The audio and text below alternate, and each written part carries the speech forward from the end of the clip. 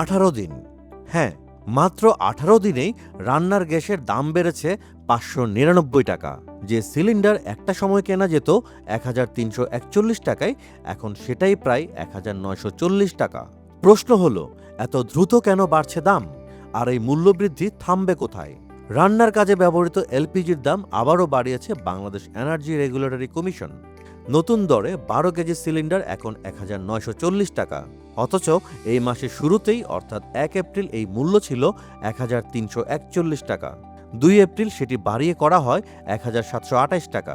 আর এখন আবার বড় লাভ। নতুন ঘোষণায় প্রতি কেজি এলপিজির দাম বেড়ে হয়েছে 161 টাকা 66 পয়সা।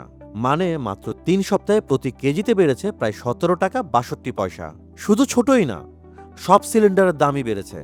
এর মাঝে 15 কেজি সিলিন্ডারের দাম 2425 টাকা, 20 কেজি সিলিন্ডারের দাম 3233 টাকা ও 45 কেজি সিলিন্ডারের দাম করা হয়েছে 7275 টাকা। অর্থাৎ এর ফলে প্রতিটি ঘরেই বাড়তি চাপ পড়ার সম্ভাবনা বাড়ছে। কিন্তু কেন এভাবে মূল্য বাড়ছে?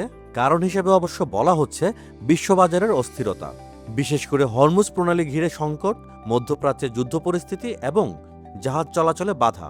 ফলাফল হিসেবে পরিবহন খরচ বেড়েছে, বীমা খরচও বেড়েছে। একই সঙ্গে সময়ও বেশি লাগছে। আর তাই সব মিলিয়ে এলপিজি আনতেই এখন খরচ বেশি। কিন্তু ভোক্তাদের অভিযোগ, সরকার যে দাম ঠিক করে বাস্তবে তার চেয়েও বেশি দামে কিনতে হয় গ্যাস। মানে ঘোষিত দাম আর বাজারের দামের মধ্যে বড় ধরনের ফারাক। এখন এমন পরিস্থিতিতে এই দাম বাড়ার প্রভাব কোথায় পড়তে পারে? স্বাভাবিকভাবেই রান্নার খরচ বাড়তে পারে, হোটেল রেস্টুরেন্টে খাবারের দামও বাড়তে পারে। আর এসবের কারণে দৈনন্দিন জীবনযাত্রা আরও ব্যয়বহুল হতে পারে। এর সঙ্গে যদি বিদ্যুতের দামও বাড়ে, তাহলে পরিস্থিতি আরও কঠিন হতে পারে। সব মিলিয়ে প্রশ্ন এখন একটাই, এটা কি সাময়িক বৃদ্ধি নাকি সামনে আরও বড় ধাক্কা আসছে?